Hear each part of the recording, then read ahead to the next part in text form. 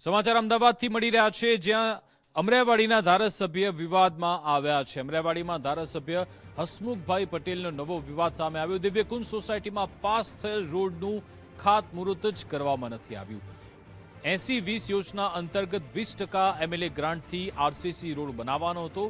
જો કે ધારાસભ્ય અને બીજેપી યુવા મોરચા વોર્ડ પ્રમુખ વચ્ચે આંતરિક વિખવાદ હોવાનો દાવો છે અને આંતરિક વિખવાદને કારણે જે ગ્રાન્ટ આપવામાં ન આવી, અહીંયા કામ અટકી ગયા છે તેવો પણ આરોપ સ્થાનિકોએ લગાવ્યો।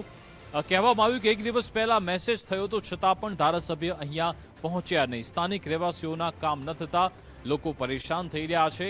એટલે કે કહેવાય રહ્યું છે કે ધારાસભ્ય અને ભાજપના જ હોદ્દેદાર વચ્ચે આંતરિક વિખવાદને કારણે લોકો આમાં પીસાઈ રહ્યા છે। તો દીપેશભાઈએ મને એવું જણાવ્યું કે ભાઈ કેવલભાઈ પટેલ ઇન્દ્રપુરી વોર્ડના પ્રમુખ છે અને ધારાસભ્ય શ્રી હસમુખભાઈ પટેલે મને એવું જણાવ્યું છે કે ભાઈ એ સોસાયટીના ચેરમેનને એવું કહેવામાં આવે કે ભાઈ એમનો લેટર પેડ લઈને મારી ઓફિસે આવે અને ત્યારબાદ આ કામ સ્ટાર્ટ કરવાનું છે। એટલે અધિકારીશ્રીને મેં એવું કીધું કે તમારી જોડે કોઈ એવો જીઆર ખરો કે તમે મને આ રીતના કામ અટકાવી શકશો કે? તો કે ધારાસભ્ય કહેશે એટલું જ અમે કરીશું। પછી એમણે મહેતા સાહેબ હિમાંશુ ટી મહેતાને ફોન કર્યો મારી સામે, તો એ સાહેબે પણ એ જ જવાબ આપ્યો કે ખાતમુહૂર્ત તો થશે અને ના કરે તો પછી અમે કંઈ કરી શકશું નહીં।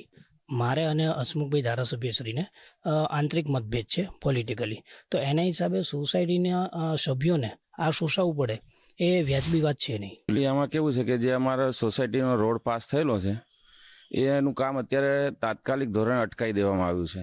એ લોકોને અંદરો અંદર કંઈક રાજકીય વિવાદ છે ધારાસભ્યને અને અમારા જે સોસાયટીના ચેરમેન છે વિકીભાઈ પટેલ, એ બી ભાજપના કાર્યકર્તા છે પ્રમુખ। હવે અમે તો એટલું જ ખાલી અરજી કરીએ છીએ સાહેબશ્રીને કે ભાઈ એ વિખવાદ સાઈડમાં રાખી અને અમારા રોડનું કામ પૂર્ણ કરે। અમારી તો એટલી જ અરજી છે। અમે એને લીધે ખાસી તકલીફ પડે। અત્યારે તમે જોઈ શકો રોડની હાલત ખરાબ છે, પાણી ભરાય છે, ખાડા છે, લોકોની ગાડીને સ્લીપ થઈ જાય છે। એટલે અમે એમ કહીએ છીએ કે ભાઈ ફાસ્ટ જેટલું બને છે એટલું અમારા રોડનું કામ થઈ જાય તો અમને એટલી તકલીફ ઓછી પડે। લગભગ આશરે 25 વર્ષ જેવું થઈ ગયું છે અને હવે રોડમાં વ્હીકલ લઈને નીકળતા પણ બીક લાગે છે, પડી જવાની બીક કે વરસાદમાં પાણી પણ ભરાઈ જાય છે। એના માટે અમે રોડ માટેનું ગ્રાન્ટ પાસ થઈ ગઈ છે અમારી, પણ કોઈ એ લોકોના અંદર કારણોના સર કંઈ અમારું રોડનું કામકાજ થયેલું નથી।